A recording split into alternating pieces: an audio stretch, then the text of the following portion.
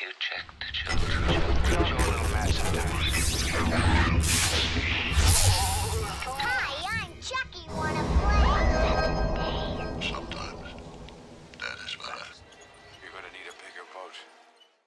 Bienvenidos, Fright fans, and welcome back to the Horror Show. I'm Jaime Fuego, and this is a new film review from something that is just hitting theaters, and it's actually the second from the horror section, is what I believe they have been calling it, and it's actually Eli Roth doing, I guess, Satan's work. I was going to say the Lord's work, but that doesn't necessarily fit into this sort of bit. But yeah, so it's basically Eli Roth, where he has been finding these smaller, little, very low-budget indie horror sort of films, acquiring them and pumping some of his Thanksgiving, Hostel, all the way back to Cabin Fever, because he's a great name in horror, and, a guy that even when he's on screen, as opposed to just behind the camera, I mean, Glorious Bastards, other bits of that nature, yeah, I mean, he is a very celebrated and respected name in horror, and, I've always even enjoyed just his presence, almost like he's buddies with Tarantino, obviously, so they have a similar sort of just energy and appreciation for this sort of lower budget sort of stuff. And yeah, so the film, after being so long-winded about it, is entitled Dream Eater, and so it is the second from the horror collective after Jimmy and Stig's, which came out earlier this year. And so we always like to give our overall thoughts, and then we segue into, story, acting, production design, effects, sound, score, things of that nature. And so this is coming at us from a group that I just want to make sure that so it's from three different filmmakers, I should specify. So we have Jay Drukulik, Mallory Drum, and then Alex Lee Williams. Now, Mallory and Alex actually star in this, and the name of their collective is called Blind Luck Pictures. So the three of them actually share directorial duties for this and credits on IMDb and everything. And it is a found footage film, and I'll get into story here in a moment, but it's the burden of expectation, perhaps. Eli Roth went around just hyping this up. And obviously, you're going to be a cheerleader for a project that you're putting your own money behind and releasing into theaters and trying to bring to a wider audience. This received some acclaim when it was on the festival circuit. I'm not sure if they did any extensive reshoots or whatever, but from what I understand, the trio of directors, when they were having difficulties finding some funding for this or whatever, they just went out into the Canadian wilderness and just made their movie, and they're just like, hey, well, just fund it and get it made, and then see where the chips fall on the festival circuit. And obviously it worked to their benefit if Eli Roth saw it and wanted to put his money behind it and hype it up so much. But I guess I got to preface saying I'm not the biggest found footage guy to begin with. I'm incredibly selective. I do often prefer when there is almost like a screen life, I think is what they like to call it, sort of intermingling of both found footage and I guess you would say like news footage and things happening. It doesn't always have to be things on screen. I think of the Barry Levinson film The Bay is one that had found footage aspects, but also incorporated the screen life and also the essences of reporting and things, and internet videos and whatever. So when it's just straight up found footage, though, while I have a lot of respect for something like Blair Witch and everything that it did for the horror community and how profitable it was, I just am not the biggest fan. You have to really do something drastically different and innovative to stand out from the pack. And overall, I found this to be relatively derivative. While I liked Alex's performance as the guy who was dealing with these, they have a clinical term that is that is used for it, paratomnia, something like that. It's like night terrors sort of thing. I thought he was relatively convincing. Mallory, on the other hand, as the girlfriend that is trying to document this as they go on a birthday excursion into isolation at this snow-riddled cabin. I don't know. I didn't think she was bad, but not quite as strong. Alex really brings it because of the fact that he has most of the heavy lifting, since he's the one who is just, beriddled with this affliction and everything. So, I don't know.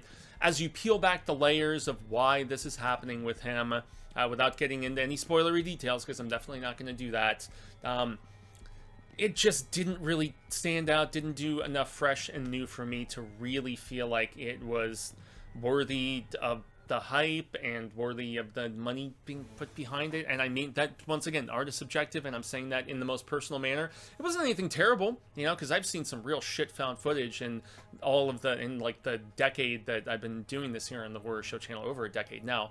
And I've watched a number of really bad found footage ones in the over 200 that I've logged on my my letterbox just this year, as far as new films, brand new releases that I've watched this year. I've watched a lot of stuff that is lesser than Dream Eaters, but yeah, Dream Eater didn't do it for me. I can't say that I was that enamored with it. Perhaps it'll find an audience. I was the only person in the theater when I saw this on Thursday night. So I'm filming this here on Sunday. So as far as story goes, let's jump into that.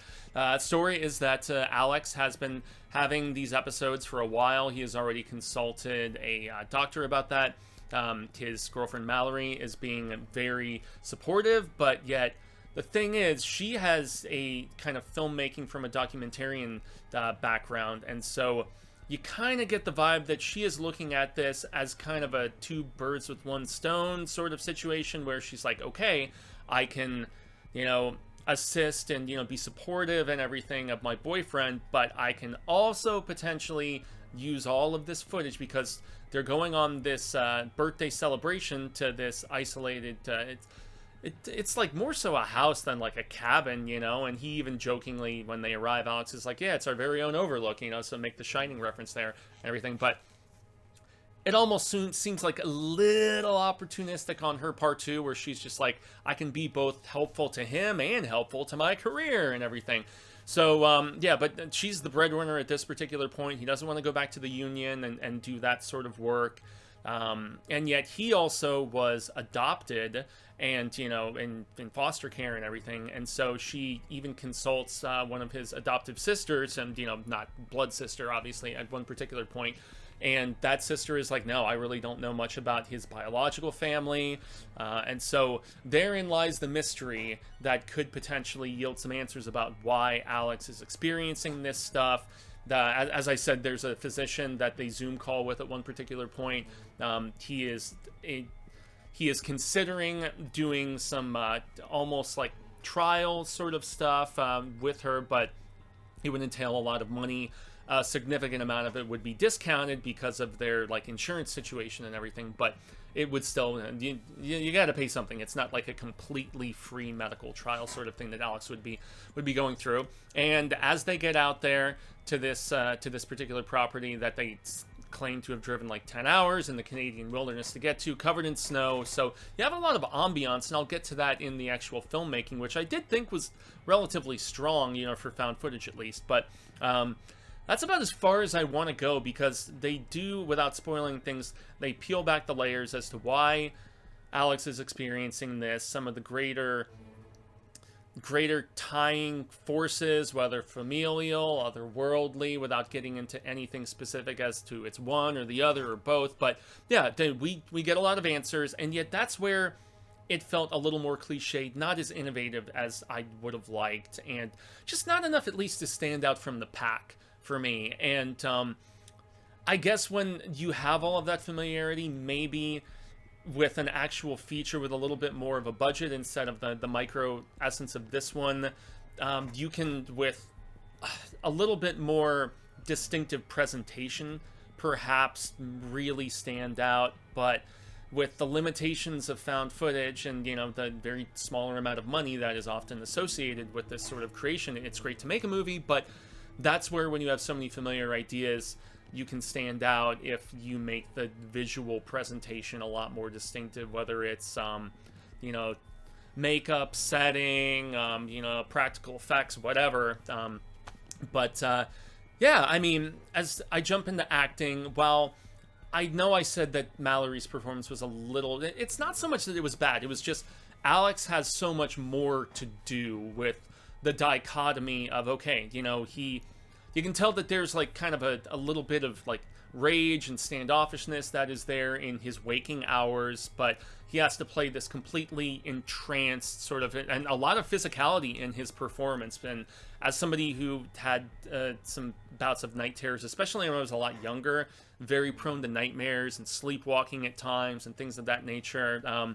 Yeah, there is, whether, you know, just smashing up a kitchen, you know, like eating food and smushing in the face and things of that nature. Like, he sells all of the, like, crazy, detached, like, I'm here but I'm not here sort of look. So Alex's performance impressed me a lot. Mallory just doesn't have as much to do. Now, I did like the chemistry between the two of them from a romantic standpoint. I found it believable and endearing, and that is where Mallory's performance really, because it's just the two of them, aside from a couple Zoom calls with other people, but it's just two of them, the one location, and everything. And so, yeah, there's an author that is also consulted at one particular point. I didn't think he was bad. I thought he was pretty solid for the few scenes that we get Mallory Zoom calling with him. But, yeah, she just doesn't have as much to do. Now, there are, and it's really because of the fact that she's the one manning the camera a lot of the time as well. So, I mean, her dialogue delivery is fine, sure. The scenes of terror, though, it's not like she has to emote in front of the camera as much because she's the one manning the physical camera. So that's just one of the, I guess, limitations of found footage, to get back to that too. But yeah, Alex, you know, I believe he's also a co-writer on this and co-director, obviously, too, along with Jake and Mallory.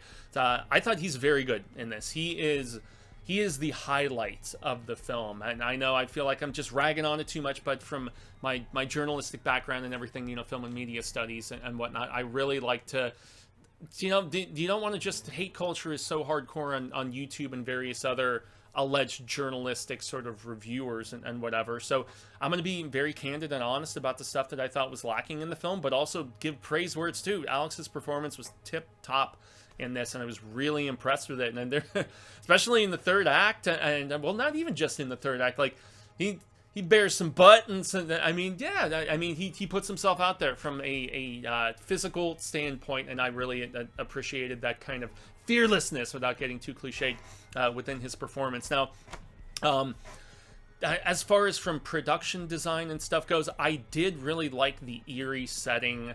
There's something being here in the deadly desert of Arizona that lends itself to a fascination with there's a great film that I watched just a couple weeks ago that had, oh boy, you know what, I'm not even going to try to remember the name of actresses or anything. It was called Dead of Winter, and you know, you had Judy Greer as a villain in that, and it was great. So I just, and also the aforementioned Shining, which Alex mentions when they first actually get to this property. There's something about just the chill and eeriness of a snow-covered landscape that we don't really have here. I mean, you can go way up north to, like, the White Mountains here in Arizona and find some of it during the colder months of the year. But yeah, it lends itself to horror, is, I guess, what I'm trying to say. And then there's also a lot of interesting, just so they interplay with the found footage with also just like these security cameras and some other things. So you see some bits of like the snow-covered tundra and just like close-ups of, I mean, the occasional dead animal or whatever. So like the ambiance and just the way that they shoot the setting, I thought really lent itself to just making the setting seem eerie. It's just I just keep circling back to the storytelling not doing enough, and also an essence of predictability as where things were going for me. You do get, I've seen so many of these films, including the one that I just, you know, reviewed today in Guillermo del Toro's Frankenstein, that where eerie drawings, and I mean, whether it was all the, you know, back to Babadook or you know, more recent things, whatever it may be, like, I'm kind of over the eerie drawings. I feel like it's just so overused at this particular point. They have a creepiness to them, you know, especially because they're things that Alex has done in his sleep, and, you know, stuff that is very, very negatively pointed at Mallory and her character and stuff. But I'm just kind of over the creepy drawing sort of thing. I know that it's kind of one of those things that's unavoidable in a lot of instances, especially with characters when they are not completely in control of themselves, so to speak. But I don't know, they while relatively effective, they're just overused, I guess, is the point that I'm trying to make. So and then there's not really a lot of gore or like hardcore makeup effects or anything like that. There's a little... Okay, well, if I made mention of that, that may give away some things that happened in the back half of the film, so I guess I'm not going to do that. But, yeah, and as far as sound design goes, it's relatively sparse. I mean, there is kind of there's an eerie underlining score that we get, you know, throughout. And then there's also a really interesting musical bit where they're looking over the record collection at this Airbnb that they're at, where we get this, like, creepy, like, experimental, like, psychedelic folk kind of stuff. I forget the name of the creepy record that Alex pulls out, and he's like, yeah, let's throw this on. And it sets the mood of the fact that everything is not quite right at this property that they're renting. And so I thought that was actually one of my more favorite musical and kind of like sound designy sort of moments in this. But you know, I think I've kind of said enough. If you're really into found footage, like much more so than I admittedly am, you may find a lot more just merit within this than I personally did. But yet, once again, I didn't hate it. It was just a little more on the it's okay sort of side. I think I gave it like 2.5 on Letterboxd, to maybe bordering a little closer to 3 because of Alex's performance. But anyway, guys, that is going to wrap up my thoughts on the currently in theaters, courtesy of it's an Eli Roth Presents Dream Eater from the Horror Collective. So I extend the grande gracias up in Jaime and Fuego. You can find moi on all social media sectors: Twitter, Instagram, Facebook, YouTube, the TikTokies. All of the stuff that I do aside from here on the Horror Show channel is just really more so just a little bit of coverage of you know, the non-horror things, little shorts and reels and whatnot. But I'm especially curious, aside from moi, if you guys have seen this film, if you went out to a theater to check it out, or if you saw it when it was you know, gaining some recognition on the festival circuit. Leave your thoughts in the comments below, and you know, do a solid, you know, throw in a like, or you know, share if you think I'm totally off basis on this, if you think I was too kind to it, a little too, I don't know, on the fence about either denouncing. I mean, some people just want you to either love it or hate it. No, I mean, this is art, and it has nuance to it, and so there's going to be things that you appreciate, and there's going to be things that you think, you know, just weren't quite as enamoring. So in any event, everybody, thanks for watching. If you're all the way to here, as Cecil likes to say, thank you for watching all the way to the end, and thank you to our patrons. A grande gracias, merci, danke, arigato. Thank you so very much, and until next time, Freight fans, remember, stay scared.